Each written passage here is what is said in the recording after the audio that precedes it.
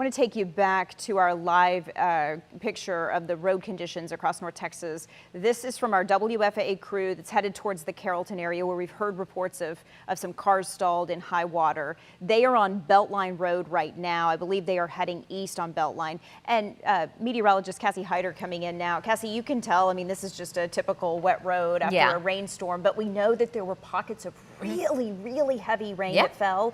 Reporter Kevin Reese is in this vehicle, and he did say that he could see some ponding on I-35, particularly through some construction zones. It's not a surprise that you would see some ponding there. Right. And I was looking at some of the reports coming in, and I was also noticing there were definitely some cars that were in some high water, but I have not heard of anything like rescues or anything like that. I believe police had posted on social media that there was no injuries, or fire department did maybe. But of course, take every precaution. If you're at home in that area and you're like, oh, let me go see, don't go see. They stay home.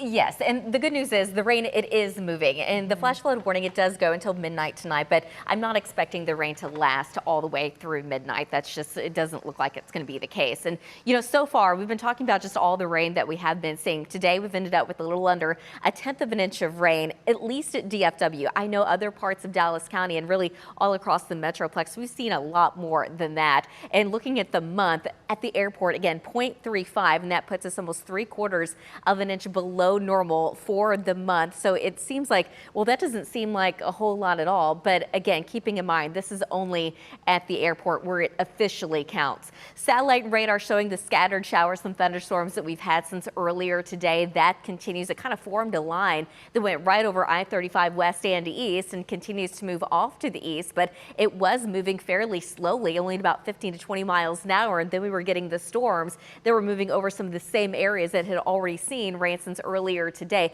So that's what's caused that area of that flash flood warning. So zooming in just a little bit closer, technically, yes, there is still the flash flood warning for Collin, Dallas, and Denton counties, but look at how much the rain has really come down. It's pretty much just light rain at this point. Some moderate rain right over Richardson, and there's just one lightning strike. So that storm, that particular storm, continues to weaken, but we still have some stronger storms in between Commerce and Emory over towards just south and east of Greenville at this point. Also some thunderstorms around Anna. None of this is severe, but it could be a little loud at times. There is certainly some lightning. We're going to get the heavy downpours, especially in between Emory and Commerce, but we also have some storms right around Paris that is lifting off to the north and east, and the storms down to our south. Ferris and Ennis is getting light rain, but just north of Corsicana, lifting towards Gun Barrel City. That's going to be a stronger thunderstorm, not severe, but there's going to be quite a bit of heavy rain, and it looks like quite a bit of lightning as well. So the flood watch, it goes until 7 o'clock tomorrow evening. That does include areas in the Metroplex and just off to the west. We could still see maybe an additional inch or two of rain in parts of that area. The flood watch, we also have flood watch for the hill country. Unfortunately, the latest data still brings in additional rain in that area. The potential for flooding and even flash flooding overnight and into tomorrow morning is a real possibility. In the meantime, we are quiet in Fort Worth after already seeing some showers and storms there today, but temperatures have cooled off nicely. Right now, we're only in the 70s for a lot of us, 71 degrees. Right now in McKinney, 72 in Greenville, 73 degrees in Waxahachie. Looking at the latest timecast, though, it does continue to bring those storms into some of our eastern counties, but it also weakens them as well. So some good news there.